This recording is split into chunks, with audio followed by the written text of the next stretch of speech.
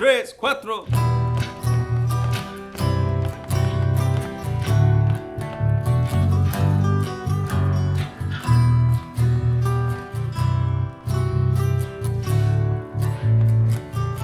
I love this state, but it's the greatest thing in the world, but every square mile reminds me of that girl from 6th Street in Austin. They're drilling wells in Abilene. Her memory won't let me be. The rodeo in Houston, out to the Alamo. I swear I'll see her everywhere I go, in Texarkana, and to the dance hall down in Green. Everywhere I go, it's her face I see. Don't wanna think about Pasadena or the Corpus Christi Bay or downtown Fort Worth. Around the month of May, the College Station, it always makes me blue. Don't want to think about Pasadena.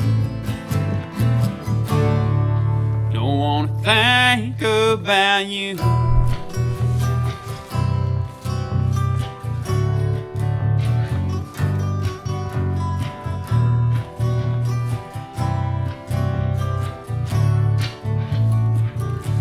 Up north in Lubbock, out west of El Paso, down in the valley, and all the way to Amarillo, east in Beaumont, to the Midland County line. Every mile drives me further out of my mind. Don't wanna think about Pasadena or the Corpus Christi Bay, deep in the valley, and all the way to Amarillo, east in Beaumont, and to the Midland County line. Every mile drives you further out of my mind. Don't wanna think about Pasadena or the Corpus Christi Bay, downtown Fort Worth. Around the month of May, in College Station, it always makes me blue. Don't wanna think about Pasadena. Don't wanna think about you.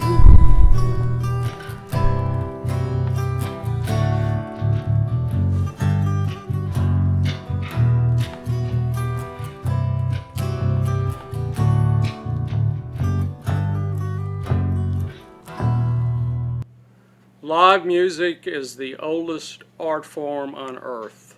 It dates back before hieroglyphics, even probably before man himself, because the birds seem to make music as well. But it's an art form I think that we all need to preserve, expand, and let grow.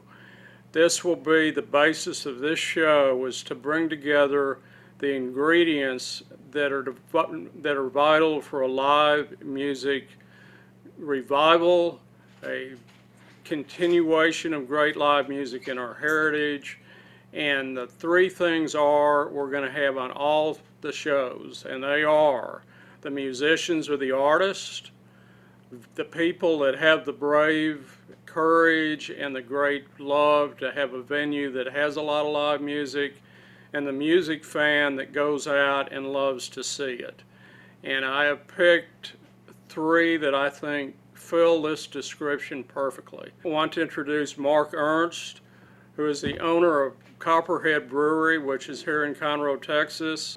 All right, well, why don't you get out your bottle opener and let us all have a beer, and be kind enough to give a brief description Sure. of each beer as you serve it to the lucky person that gets to drink it. Does anybody have any, what is it, anybody got a style they like?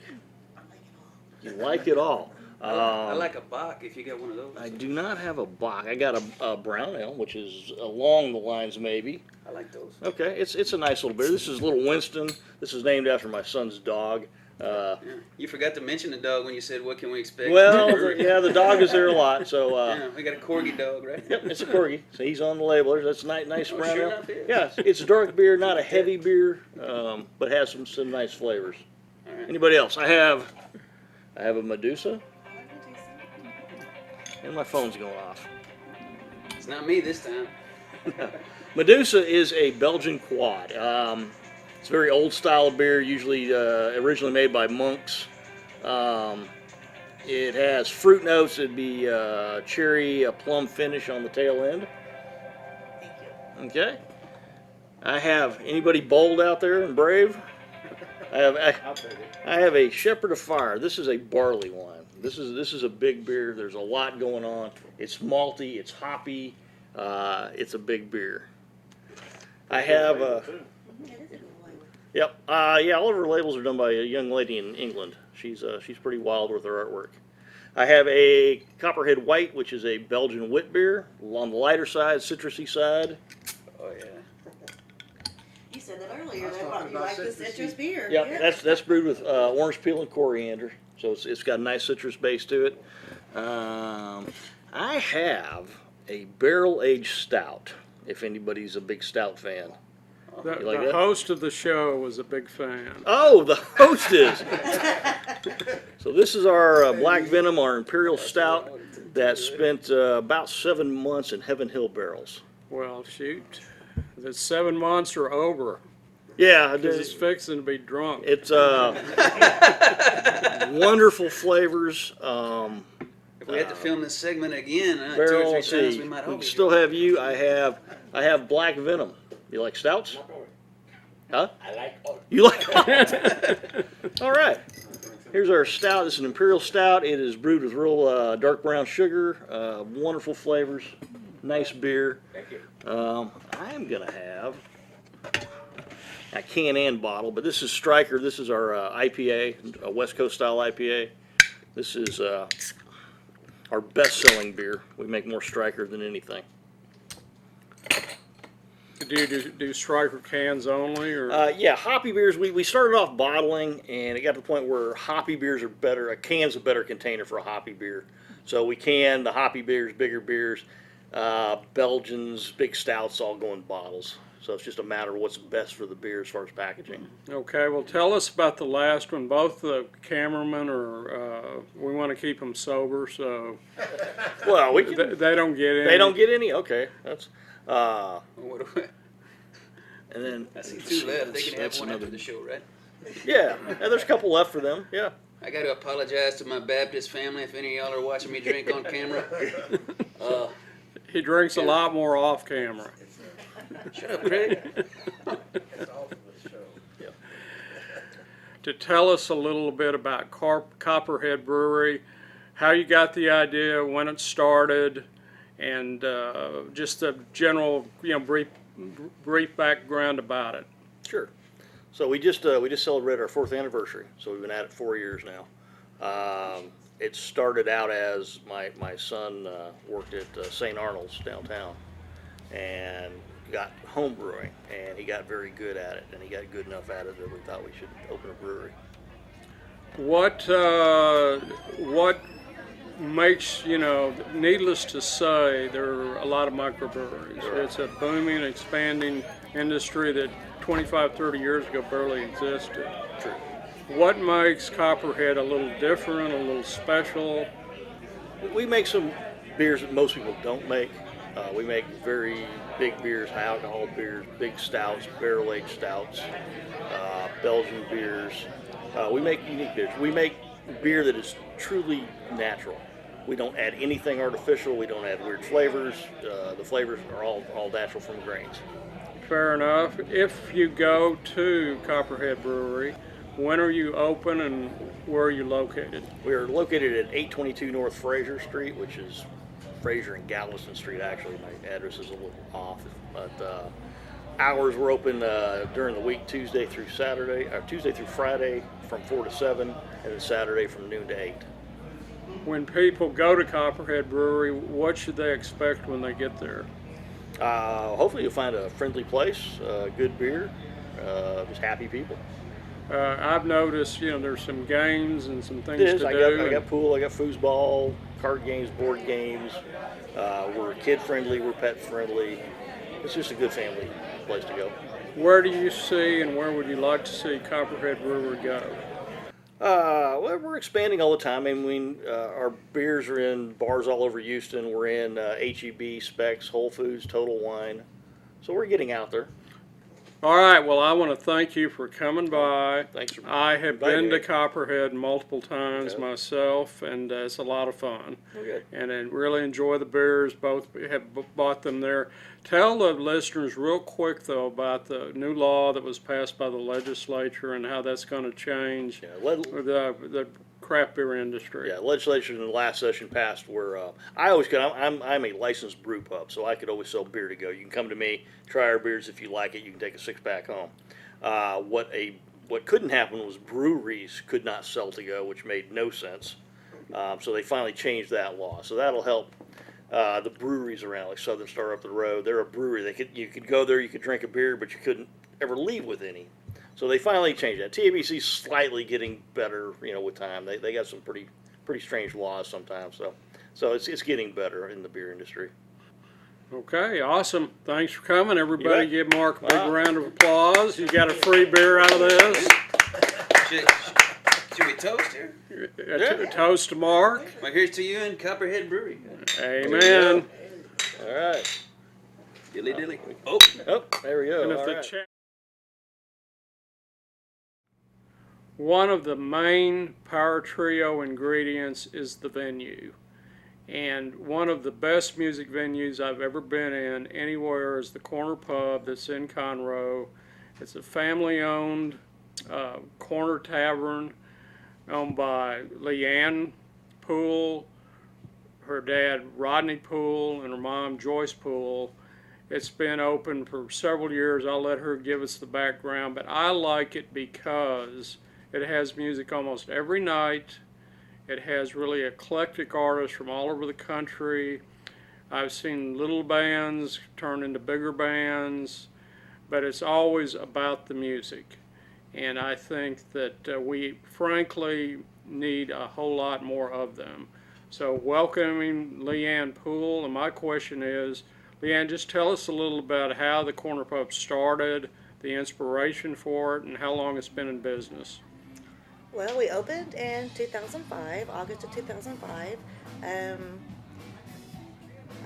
Rodney and Joyce, my parents, were looking just to bring some entertainment to the downtown Conroe. And we were all music lovers, and they just thought they'd be a good fit. And opened up the Corner Pub, and we've had live music ever since. It's just been lovely. One thing that has always interested me, because doing a music magazine and being around it, is how you get the bands that you have, because it's a collection of local talent with people that are touring around the United States from different places, and certainly a reasonable eclectic mix of talent. Tell us kind of how you do that. Okay, well, a lot of people come to me. They come to me, and they will submit their information to us, and we'll see if it's a good fit for us. Some I find, whether it's looking at shows I've been to or festivals I've been to, or a lot of people come through us, starting with just coming and playing open mic during open mic shows, and we watch them just progress and get it to where they're touring bands now, and just a little bit of everything. In the last couple of years, the Corner Pub has done some things away from the Corner Pub. You sponsor stages and get involved in festivals. Tell us about that and how that works. once again, it all just goes back to the love of music. We just like the music. We like the people. We love a big variety of stuff. We like things that are family friendly. We like, and just getting involved in these local festivals and sponsoring stages and sponsoring the festivals. I think it puts Conroe on the map. It puts, that they know that we're the Corner Pub from Conroe, Texas, and it's just people are starting to know our name. It's taken a little while. It's been 15 years, but they're starting to know. When we go to Austin, people say, "Oh, Corner Pub." They're starting to know that those are like, "Oh, we've heard of you." And I said, "Well, that's good. You've been here a long time." Tell me real quick about the sponsorship and this when the music plays in the Zen City concept. The last weekend of September is River Revival. It's in New Braunfels, Texas, and we sponsor the stage at Camp Your Zen City is what it's called. It's an open stage for people to play. There's invited guests that play first, and then I think it's an open stage after, but it happens after the festival. So it's a late night jam session for the most part. It's a 3-day music camping event. It's going to be lots of fun. This is our first year to do River Revival, so I'm looking forward to it. Besides the Corner Pub and all the music, I know you do have a deli. Mm-hmm. Tell us a little bit about that. We're open Monday through Saturday. We're open 11. We're open till 2 a.m., 11 a.m. to 2 a.m., and our deli is open. We serve sandwiches for lunch. We serve sandwiches during our shows. And we do live music every night. I mean, it's live music starts at 9 o'clock. It's open mic during the week, and we hire bands on the weekends that come in and play. Most of them are traveling or local bands. There you go. It is a fun place. Tell us where it's located, how you get to it, and maybe add in just a couple, 2, 3, 4 of the bands that play there, not necessarily every other month or anything, but really people have really liked, and they've grown as artists, and I think so people can get a little feel for how the Corner Pub helps make musicians from little bitty ones to ones that have gotten pretty substantial followings. We're located at 302 North Main in beautiful downtown Conroe. Bands have played there. I consider one of our favorites is Caleb and the Homegrown Tomatoes. They started out in high school playing open mics, and now I guess they're in Montana now, doing their tour. So back in the day, Cody Johnson played there, Josh Ward played there, and Cody Johnson just filled out the Toyota Center or wherever he here just a few weeks ago. So That's true. My favorite band, and I insist you plug them, is Folk Family Revival. They're my next ones, Folk Family Revival. Love those guys. Now, those are some. They will be headlining the River Revival in September. I knew those guys when they were early teenagers, like 16 years old, and they've come a long way. They have a album out, Electric Darling, that is fantastic. It's as good as anything that's, frankly, by even the big artist that I think is out there. All right, Leanne, thanks so much for coming. Thank you. I appreciate it. Great venue. Boy, you talk about the love of live music, that you feel it when you walk in that room. Thanks for being here. We are celebrating our 30th anniversary of a live music magazine this month. It's known now as Soundbites News. For 25 years it was known as North of the Border because it served the North Houston and North County area of Houston. After we'd done it about a year, I kept hearing this name of this guy, Dave Miller. Have you met Dave Miller? Do you know Dave Miller? And Dave Miller was at the time the fire chief here in Conroe, Texas. And I said, you got to meet Dave Miller. He loves live music. And I met him, and believe me, he does. He is unparalleled in his joy in getting out and hearing all kinds of bands all over the country, all days of the week. There is no time that he's not ready to go to hear a band. So I thought to have as our first fan on the show, probably the #1 fan possibly in the history of mankind, but anybody that wants to challenge that, bring it on. But anyway, Dave, thanks for being here. You know, we've been friends a long time. Just tell us how you got into music, how it got in your blood, and you know, what lit the match for you with going out to hear it. Well, I was a teenager in the '50s with all the doo-wops and Chuck Berry and Little Richard and Fats Domino stuff, and started buying 45s, listening to music, listening to it on the radio.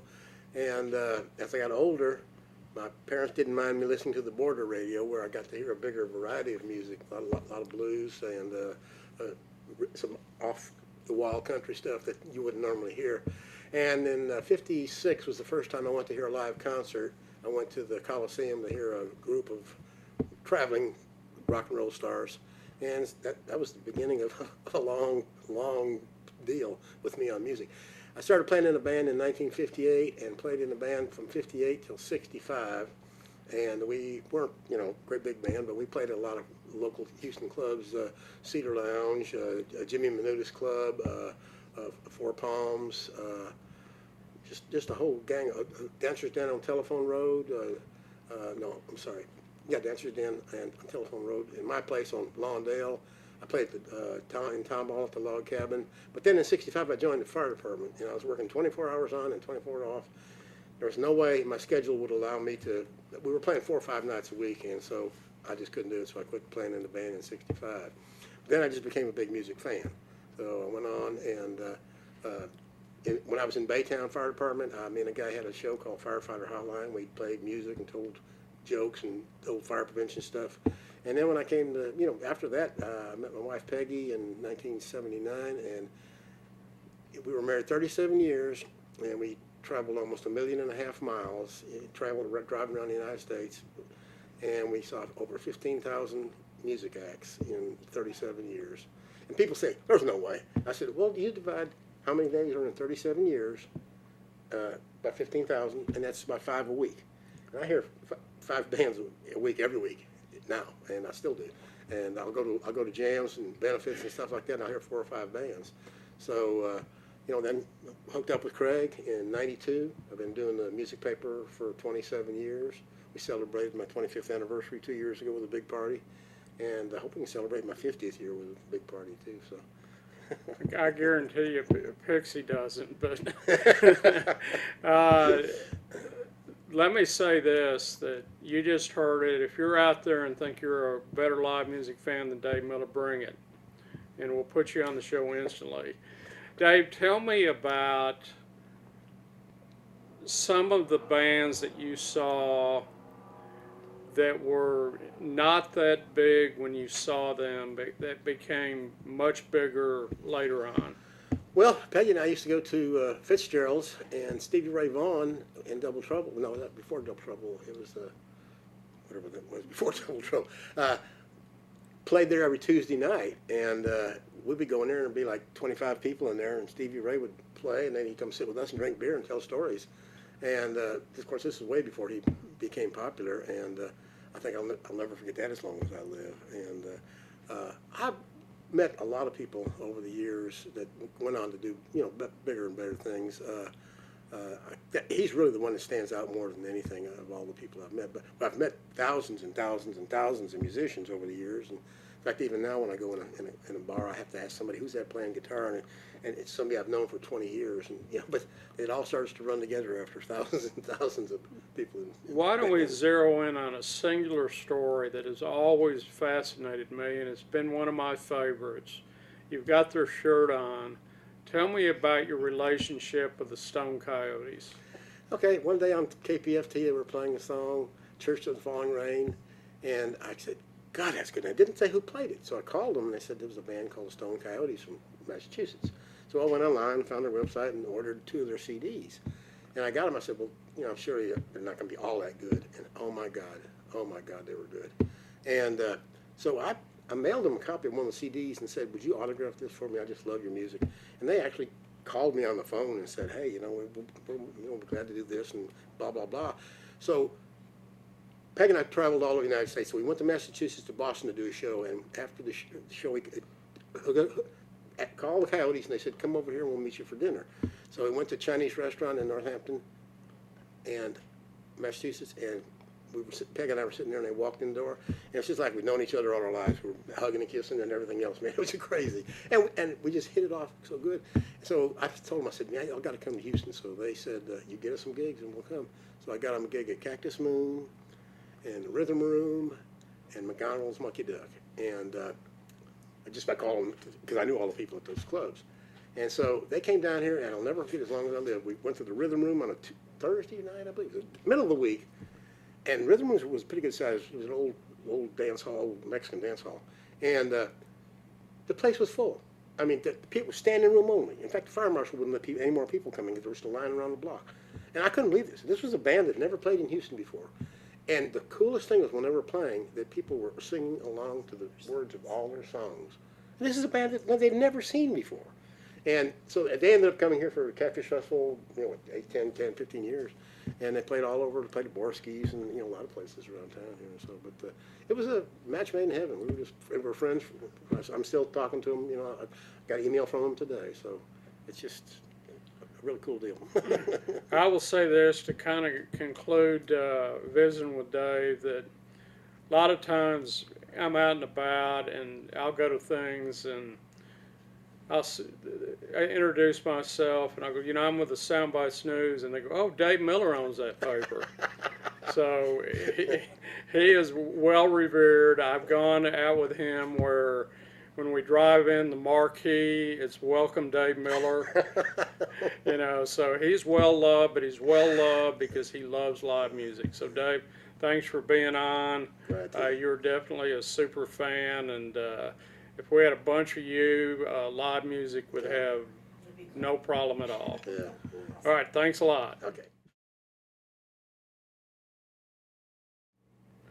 In all the time that I've been around music and doing the magazine, the question I get a lot is bands call me up and they go, hey man, we got a band and we bought our equipment and we're ready to go. We want to make money, and what do we need to do? And I tell them, well, right now you're not worth a whole lot. What you need to do is get out and work real hard and play. And that prescription sums up Jared Starrett and the Hired Guns. Is when I met him and started getting his listings, they play all over. They play at the Corner Pub that was also on the show, but they play all over Texas. They play in New Mexico.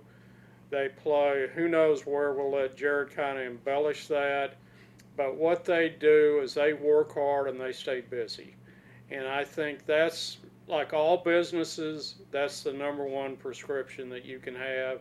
They do it very well. So I want to welcome Jared and his two hired guns, the bass player Frank, and the guitar player we got Dave right Dave. here. Yeah. Dadgummit, I knew I'd forget one of them.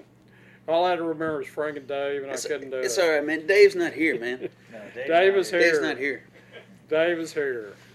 So we're going to visit with Jared and Dave a little bit.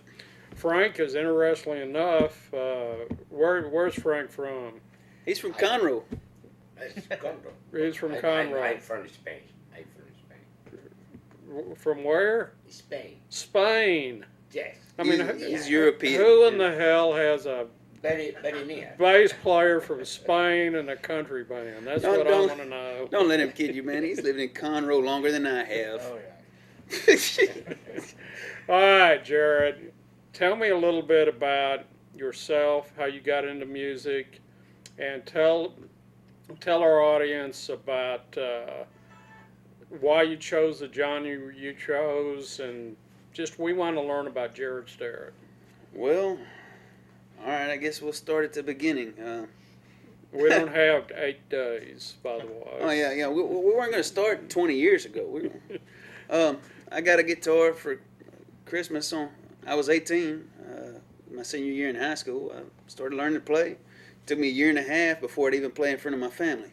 Well, a few years later, I got fired from a job. I was fixing to go to college, and well, actually, I was graduating junior college, fixing to go to a university. And, I did not have enough time to get another job because I was only going to be in town for another month or two. Nobody would hire you for that long. I walked around downtown with my guitar, and I said, "Hey, can I play here? Hey, can I play here?" That's how I got my first set of gigs. Once I moved to Huntsville, I went to Sam Houston State, eat 'em up cats, and I put a band together after I graduated because I realized I didn't have to pay tuition anymore. So that was the time to let her rip, try and make a living at it. And that's how this whole thing started. I just play however often it needs to be to pay the bills. Have guitar, will travel, and I go anywhere they pay me enough. Tell me where you have traveled, because it is impressive. When I get, Jared has an ad in our magazine, and we get his dates every month, and I'm sitting there going, where? El Paso, New Mexico. But tell us about that, how you get those gigs, and how your heart and your love of music gets you to all those places. Oh yeah, and I was thrilled about that because actually I was looking in Craig's magazine, and my bass player at the time, before I had met Frank, he said, "Man, you need to get an ad in this magazine." And I called Craig up, and I expected to kind of get shot down, and he said, Higher "Yeah." guns, I mean, He said, "Yeah, send me your dates. We'll put you in there." I sent them to him. He called me back and said, "Are these real? Are y'all really playing this many dates and you're playing this far off?" And I said, "Yeah. That's what we do." Because usually most folks, he catches them on the entry level. When they're trying to get into the magazine, they're trying to get into venues. I think I had been in it about 5 years when I finally got in contact with Craig. So anyways, long story short, I'm very, very glad he was impressed with me because he deals with bands all the time.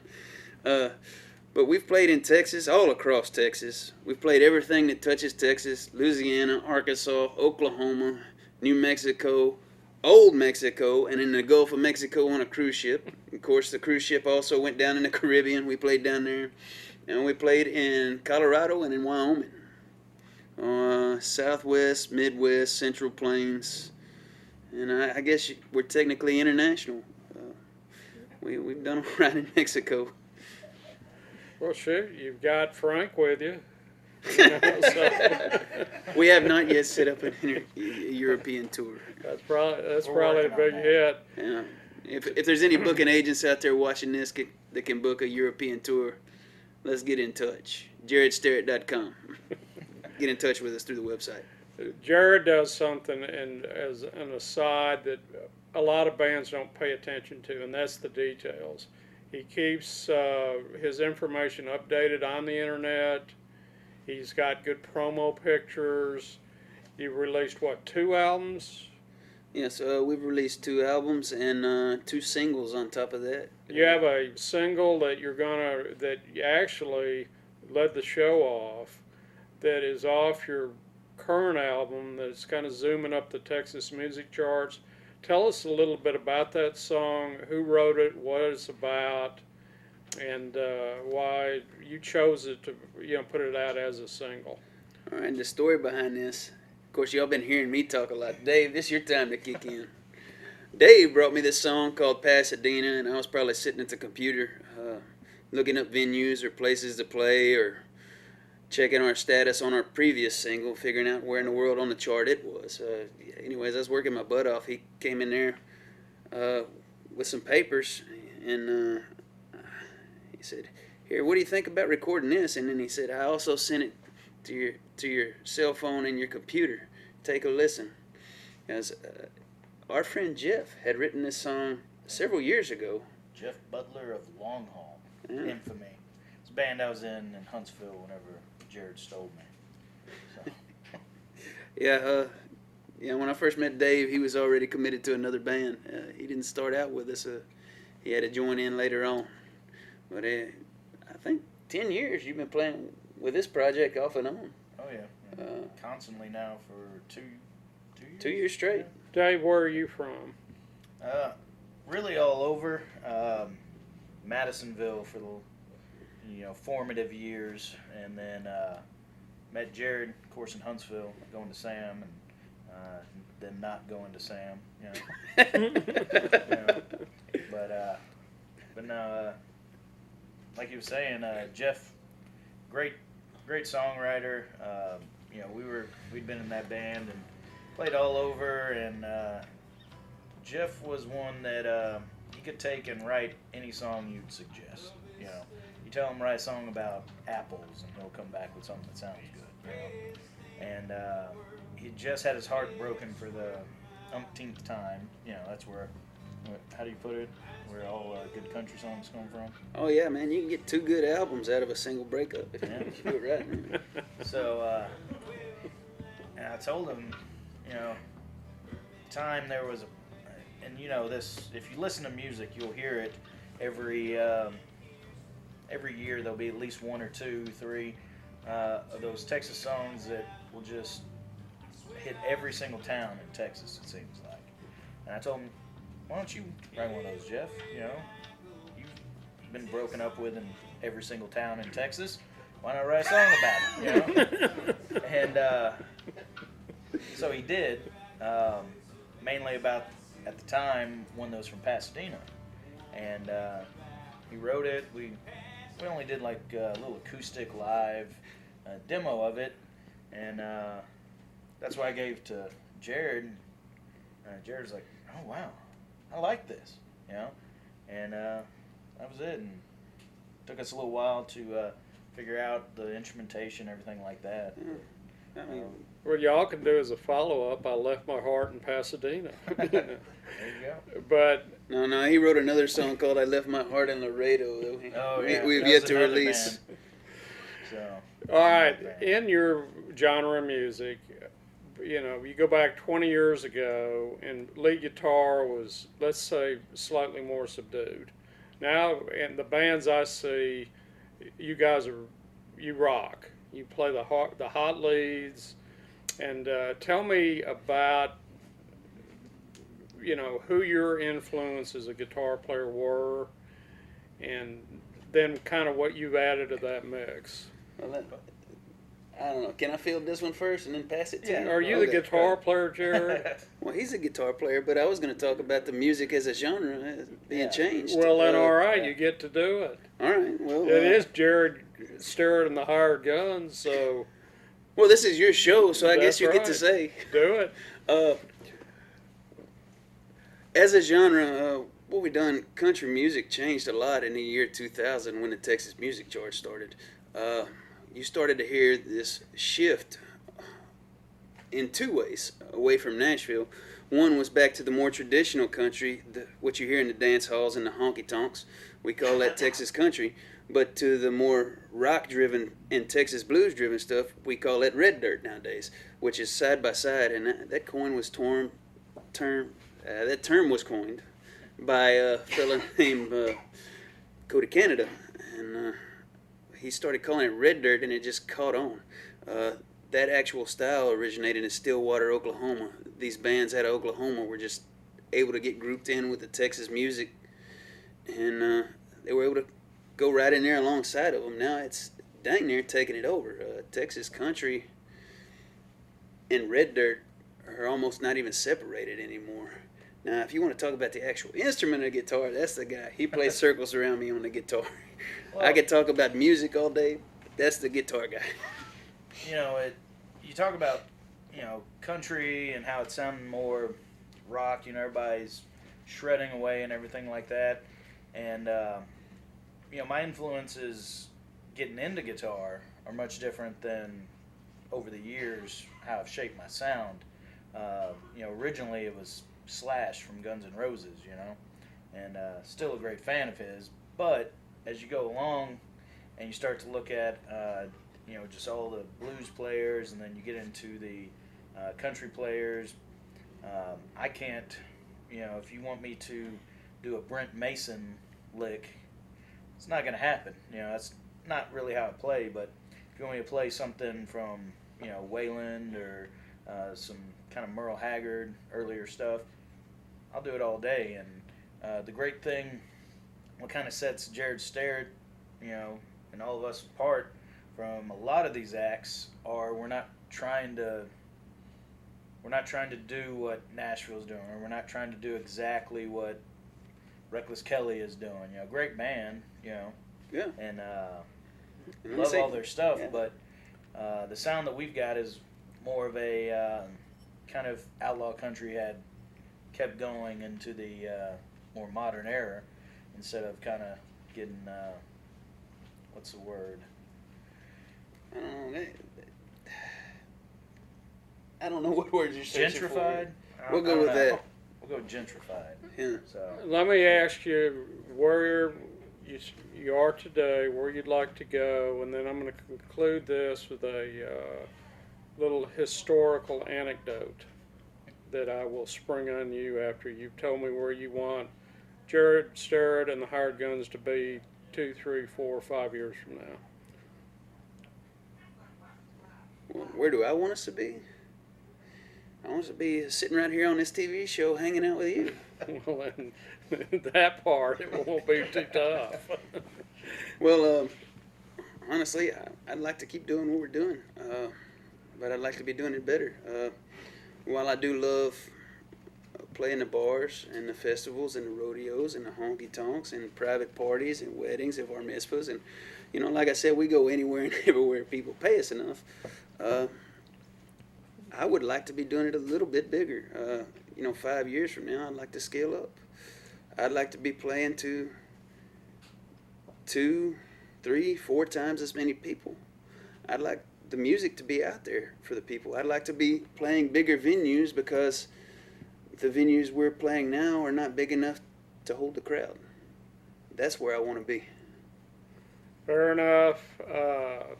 Cody Canada, of course, was in Cross Canadian Ragweed. I saw them play at Papa's Ice House, and they came out on stage and played. They're great. And they told a quick story about they were up there in Stillwater and trying to figure out what they wanted to do, and went down to Austin, Texas, and heard a band called Reckless Kelly and said, that's who we want to be. So, Jared, thanks so much. Get out and see these guys, buy their records. I mean, they work, they travel, they're in the van, they're all over the place. Really, I have to say honestly that when I get a schedule every month, I'm ready to see, Moscow or, Greenland if Donald Trump doesn't buy it. I mean, they work really hard, but they're really good. Jared, Hired Guns, thanks so much for coming on. Well, thanks for having us, man. Thank you. All right, we're back, and this is the whole point of doing this damn show, is we're going to make live music a lot better. Can you say damn on camera? I just did. I just did. So did you. I know. I just did. I've had, and by the way, this black venom has more venom than a snake. That's why this show has gotten better the longer it's gone on. But we're going to talk about what we can do to get people out. And I think the basic formula is, as long as I've been in this business, yes, I've been in the TV making business now for 25 minutes, but I've actually been in the music business for 30 years. I've always heard the why aren't any people at the gig? And it's like the band says the club's dead, the venue says the band doesn't have a draw. Dave Miller says I'm the only one here, but if I wasn't here, nobody'd be here. So that's kind of where it goes. But that's successful clubs have a balance, and I want to talk about that. And I want to ask Jared what you do to get people out to see the Hired Guns. Oh, I see. You threw it to me first. All right. Well, I got to say, we do all of our social media posting. We have our fans. We have about 2,000 followers on every platform. By the way, follow us on Facebook, Instagram, and Twitter. And what's the other one? Oh yeah, we're boosting our YouTube channel nowadays. And besides having an ad in the Soundbites News. Oh yeah, Soundbites News That too. does a lot of good too. Let's not discount that one. We do TV shows from time to time also. and this would be the time. Yeah. So, anyways, we put it out everywhere we can. We make sure and let folks know where we're going to be. If people actually want to know where we are, they can find it. If somebody shows up at our show and they say, you know, as somebody we know, and they say, we had no idea you were going to be here, they didn't look very hard. We make it a point to get our stuff out. I will say this about bands. It's amazing to us when we do our magazine how many of them don't even bother to have a decent promo picture on the internet. How many of them you go to their website and we've already gotten a listing from a venue they're going to play there, and they haven't even taken the time to post it on their website. And I think that that is a big part of the responsibility. People aren't going to know you're playing unless you let them know that you are. So Leanne, I know that you're in this for the love of music, but venues, what can they do to reach out and make it a little easier for these bands to get some people to come out and see them? Well, promoting is for the bands and the venues has to be done on both sides. I mean, because the more the word gets out there, the more people know about it. Whether it's local people that come to the bar all the time, or if it's people that are actually following the band, you have to have a good combination of both in order to make, a good successful evening, I believe. I would agree with that. All right, Dave, you go out a lot. I do. And you see a lot of music, and we get that. And you love it. And you certainly run into friends that you see a lot out hearing live music. Sure. Tell people what they're missing. I think one of the things that impresses me the most is people like Jared that are doing a lot of the social media stuff. I have over 2,000 friends on Facebook, and I get 50, 60, 70 notifications a day about bands, ahead of time. Some of them I'll get 2 or 3 times in a row, and that's good because it's getting out there. And make as many friends as you can on Facebook. Do all your social media. That's so important. I know bands that don't even have a Facebook page, and I don't. It doesn't cost anything to have a Facebook page, so why don't you do it? Doesn't take that long to build one. It doesn't. It's so easy.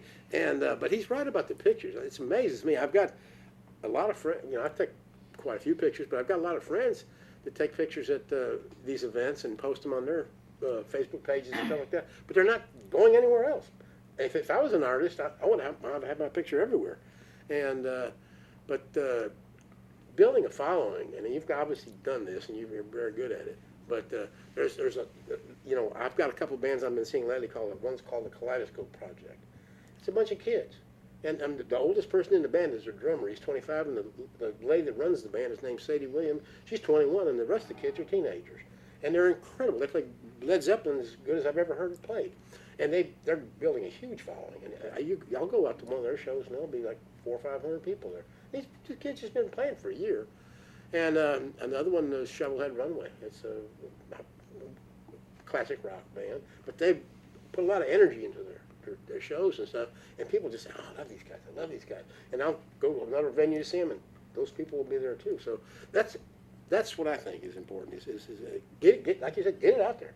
Because if you don't know about it, how the heck you're not going to know anything to it? So That's what all there is. You can put it out there. You can't make people come, but you can tell them about it. Yeah, but I think they ought to want to come. And I'll run into friends from years bygone, people I went to college with, and what are you doing? And they go, well, I'm a investment banker, and I live in River Oaks. What are you doing? Well, I'm doing a music magazine, and I live in a little house in April Sound.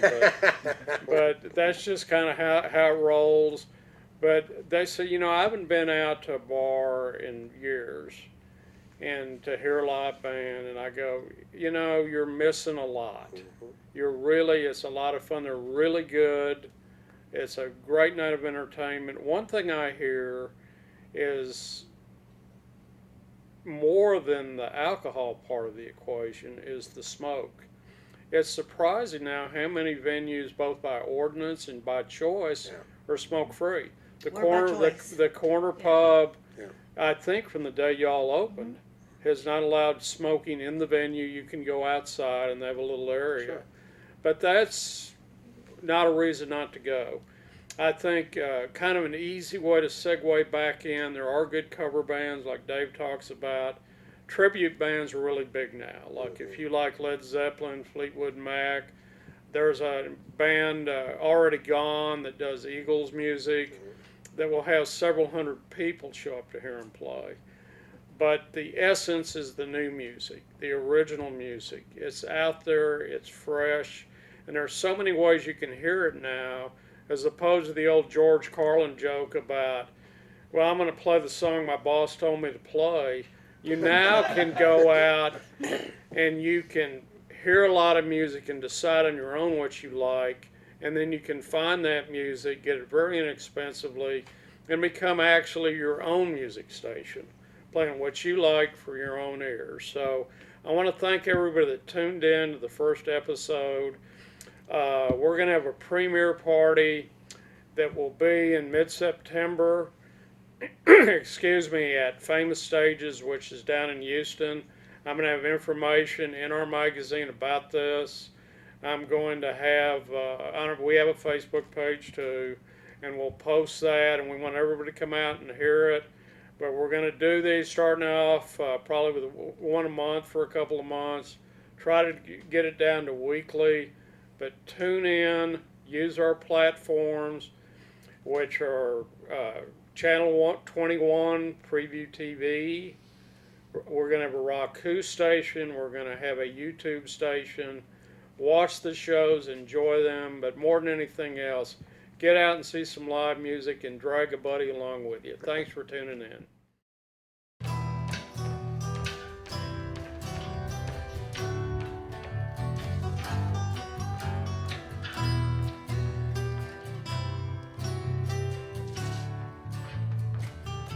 I love this thing. It's the greatest thing in the world you'll ever square your mind. Reminds me of that girl, 6th Street in Austin. The drilling wells in that Abilene. Her memory won't let me be. The rodeo in Houston. Out to the Alamo, I swear I see her. Everyone